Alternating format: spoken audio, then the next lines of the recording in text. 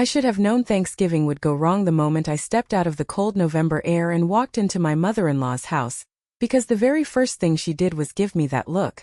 The same sharp, judging look she had given me every holiday since the day I married her son. My name is Maya, and for the past 3 years I've been trying, really trying, to win this woman over, to show her that I'm not the enemy she imagines in her head. But she never sees me as her son's wife, someone who loves him, or someone who belongs. No, she treats me like a stranger who wandered into her family by mistake. The house smelled like roasted turkey and cinnamon, and people laughed from the living room, but somehow even with all that warmth her home always felt cold to me. I told myself to stay calm, to keep the peace for my husband Daniel, who is a good man, gentle, supportive, and always stuck between a wife he loves and a mother who refuses to let him grow up. He kissed my cheek, squeezed my hand and whispered, "Let's just get through today." But even he didn't know how bad it was about to get.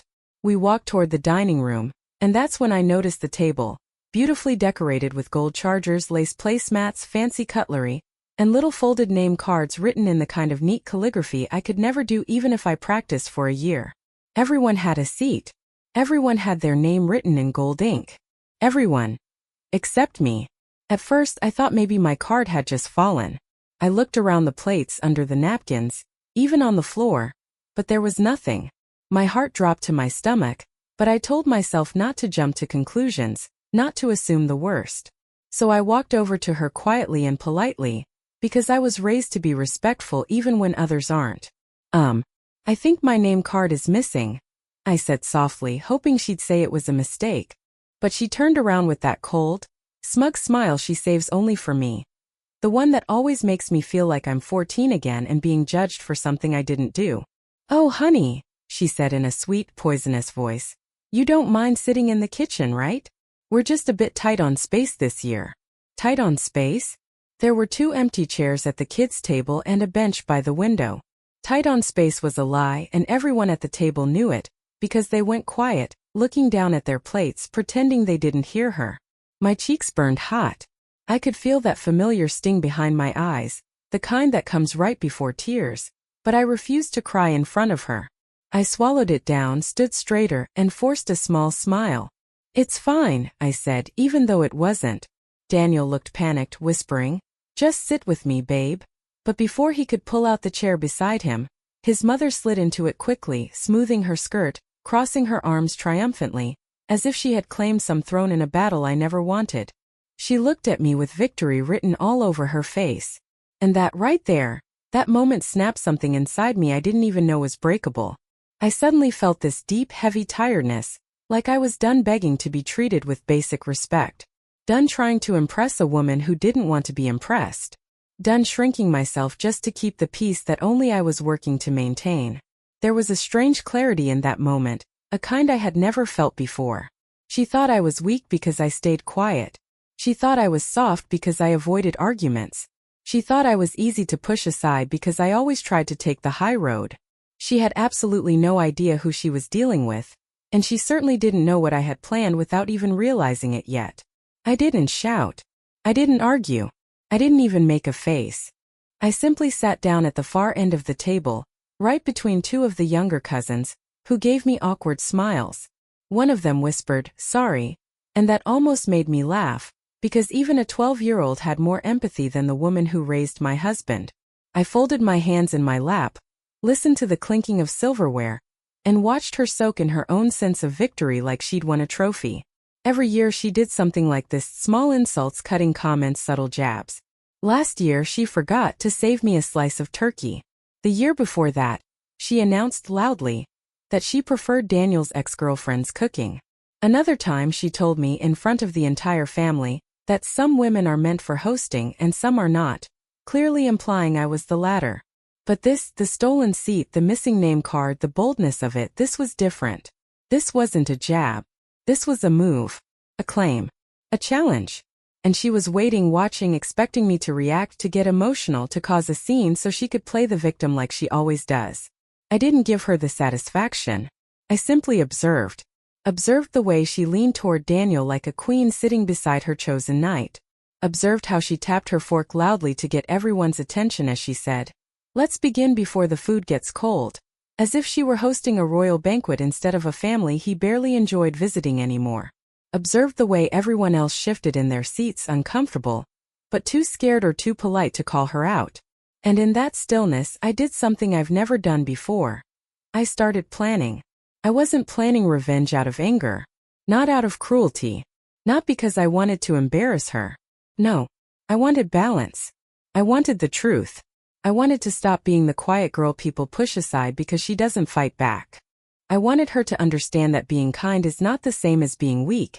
And being calm is not the same as being small. There's a difference between choosing peace and being walked over. And for 3 years she had confused the two. As I sat there listening to her brag about her hosting, her decorations, her perfect Thanksgiving meal, something inside me became steady, sharp, and strangely peaceful. I took a slow breath, lifted my glass of water and simply said, "Everything looks lovely." And it did look lovely. But what she didn't know, what no one in that room knew, was that dessert would not just be about pumpkin cheesecake this year. Dessert would be about truth. Dessert would be about power. Dessert would be about reclaiming the seat she thought she could steal forever. As everyone passed around the mashed potatoes and cranberry sauce, I practiced staying calm. I let her think she had won. I let her soak in her pride. I let her enjoy the show she thought she was controlling. Because by the time dessert came, the story of the night would change completely. Not because I yelled. Not because I fought. But because I would give her something she never expected. A lesson. A gentle but unforgettable reminder that I am not someone who fades into the background. I am not someone she can erase. I am not someone she can quietly shove into the kitchen. She took my seat at the table, but she had no idea I was about to take back something far more important, my dignity, my place in the family, and my voice. And the best part? I didn't need to lift a finger. All I needed was timing, silence, and the truth waiting upstairs in my bag. Thanksgiving had only just begun, but so had my plan. All through dinner, while I sat squeezed between the kids at the far end of the long table, I kept my face calm even though my heart felt tight, like someone was pressing a heavy hand on my chest, because my mother-in-law talked louder and louder with every passing minute, bragging about her perfect hosting, her perfect touches, and how holding the family together was something only she knew how to do. And every word she spoke felt like salt in a wound she had opened herself when she stole my seat beside my husband. She barely glanced at me, only once when she noticed I was quiet.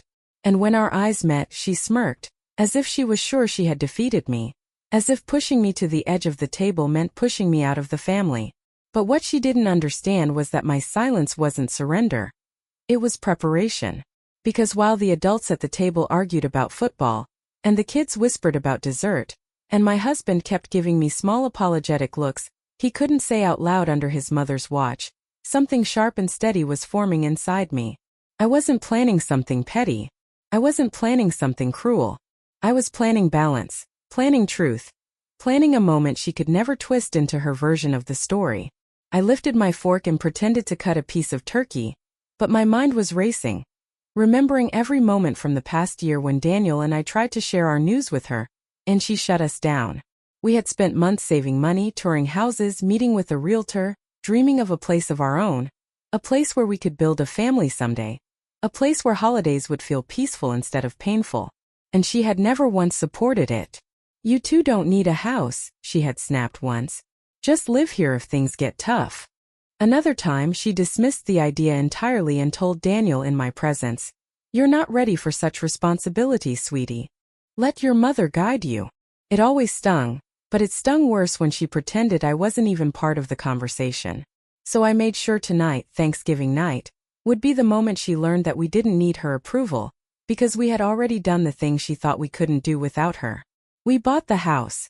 And tonight she would find out, not through a forced conversation, not through her cutting us off or talking over us, but in a way she couldn't stop or control or twist. The kids beside me were arguing about whipped cream, and people reached across the table for glazed carrots and rolls, and the mood was warm on the surface but tense underneath, like everyone could feel something brewing. I reached under the table, touched the zipper of my small bag hanging from my chair, and made sure my phone was still there, already connected to the living room Bluetooth speaker I had quietly paired earlier when no one was looking. The speaker was on the mantel by the fireplace, tucked behind family photos, And no one had noticed me slip into the living room because everyone was too busy taking pictures of the turkey. I had set a timer on my phone before dinner started, 1 hour and 20 minutes, just long enough for everyone to finish the main meal, long enough for my mother-in-law to fully enjoy her moment of control, and perfectly timed to go off right as dessert was served. But as the minutes passed, I changed my mind. I wanted to be the one to press play. I wanted to look her in the eye when truth filled her dining room. So slowly and quietly I reached into my bag, pulled out my phone under the table, and disabled the timer. I would do this myself. I would choose the moment. And I would do it with a smile she would never expect. The pumpkin cheesecake I had made the night before was sitting in the kitchen refrigerator, untouched and waiting. I had made it with care, using my grandmother's recipe, the same one everyone loved last year. The one my mother-in-law pretended to enjoy but later whispered to someone that it was a little too sweet, not like mine. This year I didn't care if she liked it. The cheesecake wasn't the main event tonight. It was the stage. The real show, the real truth, was in the recording I made that morning while Daniel was still asleep beside me. It wasn't dramatic or loud. It wasn't bitter or angry. It was simple, warm, and honest. In the recording I introduced our new home. I described its soft yellow porch lights, the maple tree in the front yard, the spare room we planned to turn into a nursery one day, and the cozy kitchen where I imagined hosting holidays with joy instead of tension. I talked about how proud we were of saving, working hard for building something of our own. And then came the part one knew would shake my mother-in-law to her core, the part she could never ignore or twist or talk over. I included the recording from a few weeks earlier when Daniel, tired and frustrated after yet another uncomfortable dinner at her house, sat in our car and said, "Mom needs to understand that Maya is my partner, my wife, my family, and she deserves respect. She'll always sit beside me. Always." I hadn't recorded him secretly to use against him. I had recorded it because it was meaningful, emotional, and real.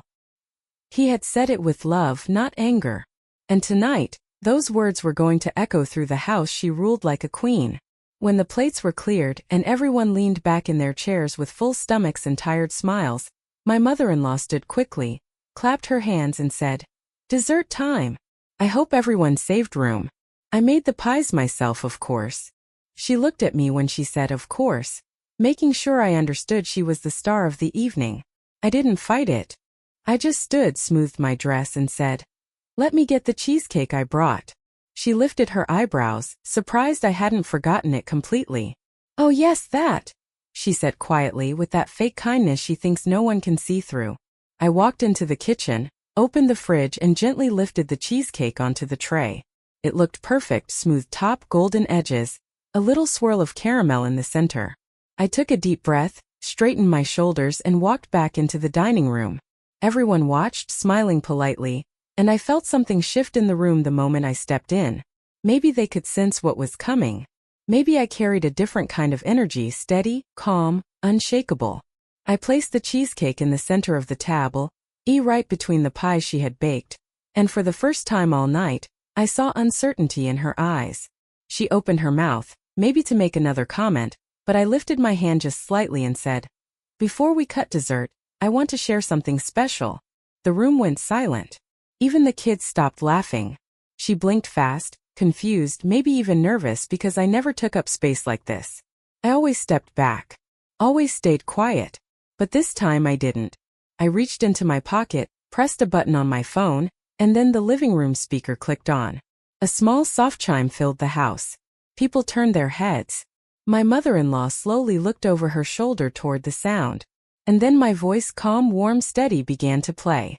The moment my voice filled the room from the living room speaker, the entire house went silent, like someone had pressed pause on the whole evening, and I watched as my mother-in-law's confident Thanksgiving smile slowly faded, piece by piece, until it completely disappeared, leaving only confusion and a hint of fear behind her carefully painted expression, because she knew, that whatever was about to play next was something she couldn't control, stop, or twist into her version of the truth.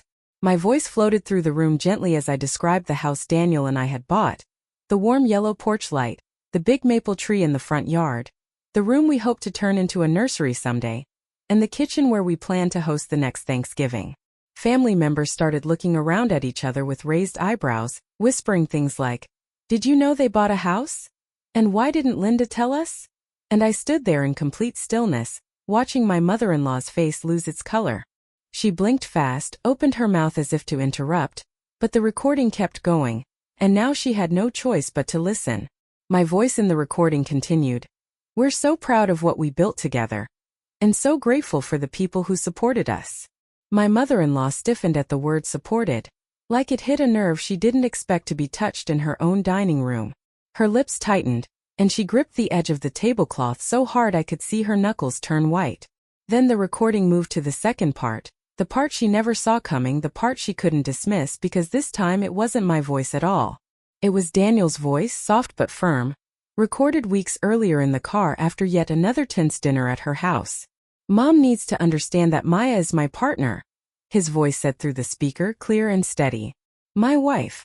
My family. She deserves respect. She should sit beside me. Always. The sound of forks dropping and gasps echoing around the table filled the room instantly. Cousins, uncles, aunts, everyone turned their heads sharply toward her, and she sat frozen in the seat she stole from me, unable to hide behind her fake kindness or controlling smile because everyone finally saw the truth without me saying a single word. She tried to laugh, tried to act amused, tried to pretend she wasn't shaken, saying, "This must be a joke." But even her voice trembled, betraying her fear, exposing her embarrassment. For years she had controlled every holiday, every conversation, every narrative about me. But not tonight. Tonight she was the one under the bright light, with nowhere to hide. When the recording ended, the silence was so heavy it felt like you could touch it. I stepped forward and looked at her for the first time that entire night. Not down, not away, not politely ignoring her disrespect like I usually did, but straight into her eyes, calm and steady, with a strength she never believed I had. Next year, I said, my voice low but firm, we'll have more than enough seats. And I'll make sure you have a comfortable one, if you choose to come. The room reacted in a wave. Her sister muttered, "You deserve that, Linda." Under her breath. One cousin whispered, "Good for Maya." Someone at the kids' table actually clapped before their mother told them to stop. Daniel stood slowly beside me, placing his hand on my back in a way that told everyone he fully supported what I just did.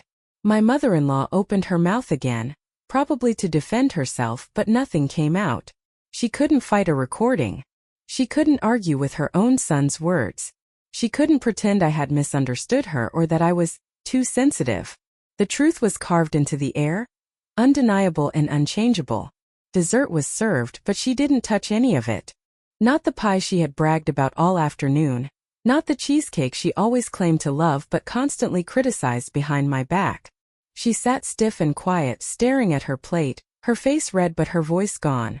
For once she wasn't in control. I felt no guilt, no shame, no fear. Only a strange, warm peace spreading slowly through my body. The peace that comes when you finally stand up for yourself after years of being pushed aside. I didn't scream. I didn't insult her. I didn't get revenge through cruelty. I showed her the truth, raw, unedited truth. Something she had spent years trying to bury beneath her rules, her pride, and her control.